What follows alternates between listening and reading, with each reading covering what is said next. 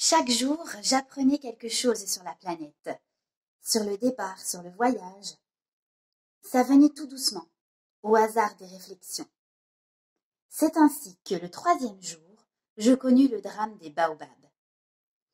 Cette fois-ci encore, ce fut grâce aux moutons, car brusquement le petit prince m'interrogea, comme pris d'un doute grave. « C'est bien vrai, n'est-ce pas, que les moutons mangent les arbustes ?»« Oui, c'est vrai. »« Ah, je suis content. » Je ne compris pas pourquoi il était si important que les moutons mangeassent les arbustes. Mais le petit prince ajouta: « Par conséquent, ils mangent aussi les baobabs. » Je fis remarquer au petit prince que les baobabs ne sont pas des arbustes, mais des arbres grands comme des églises, et que si même il emportait avec lui tout un troupeau d'éléphants, ce troupeau ne viendrait pas à bout d'un seul baobab. L'idée du troupeau d'éléphants fit rire le petit prince. Il faudrait les mettre les uns sur les autres. Mais il remarqua avec sagesse: les baobabs, avant de grandir, ça commence par être petit. C'est exact. Mais pourquoi veux-tu que tes moutons mangent les petits baobabs? Il me répondit: ben, voyons, comme s'il s'agissait là d'une évidence. Et il me fallut un grand effort d'intelligence pour comprendre à moi seule ce problème. Et en effet, sur la planète du Petit Prince, il y avait, comme sur toutes les planètes, de bonnes herbes et de mauvaises herbes. Par conséquent, de bonnes graines, de bonnes herbes et de mauvaises graines, de mauvaises herbes. Mais les graines sont invisibles. Elles dorment dans le secret de la terre, jusqu'à ce qu'il prenne fantaisie à l'une d'elles de se réveiller. Alors elles s'étirent et poussent d'abord timidement vers le soleil une ravissante petite brindille inoffensive.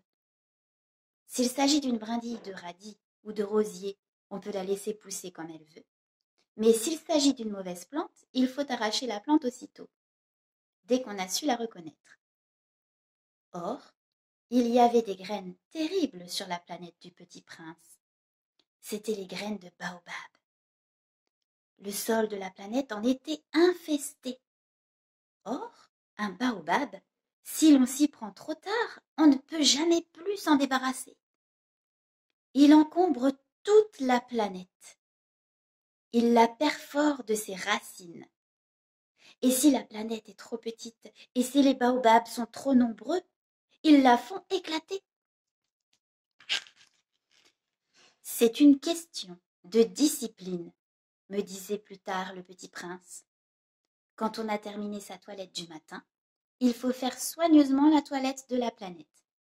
Il faut s'astreindre régulièrement à arracher les baobabs dès qu'on les distingue d'avec les rosiers, auxquels ils ressemblent beaucoup quand ils sont très jeunes. C'est un travail très ennuyeux, mais très facile. Et un jour, il me conseilla de m'appliquer à réussir un beau dessin pour bien faire entrer ça dans la tête des enfants de chez moi. S'ils voyagent un jour, me disait-il, ça pourra leur servir. Il est quelquefois sans inconvénient de remettre à plus tard son travail. Mais s'il s'agit des baobabs, c'est toujours une catastrophe. J'ai connu une planète habitée par un paresseux. Il avait négligé 3 arbustes. Et sur les indications du Petit Prince, j'ai dessiné cette planète-là. Je n'aime guère prendre le ton d'un moraliste. Mais le danger des baobabs est si peu connu, et les risques courus par celui qui s'égarerait dans un astéroïde sont si considérables que pour une fois je fais exception à ma réserve. Je dis: enfants, faites attention aux baobabs. C'est pour avertir mes amis d'un danger qu'ils frôlaient depuis longtemps, comme moi-même, sans le connaître, que j'ai tant travaillé ce dessin-là. La leçon que je donnais en valait la peine.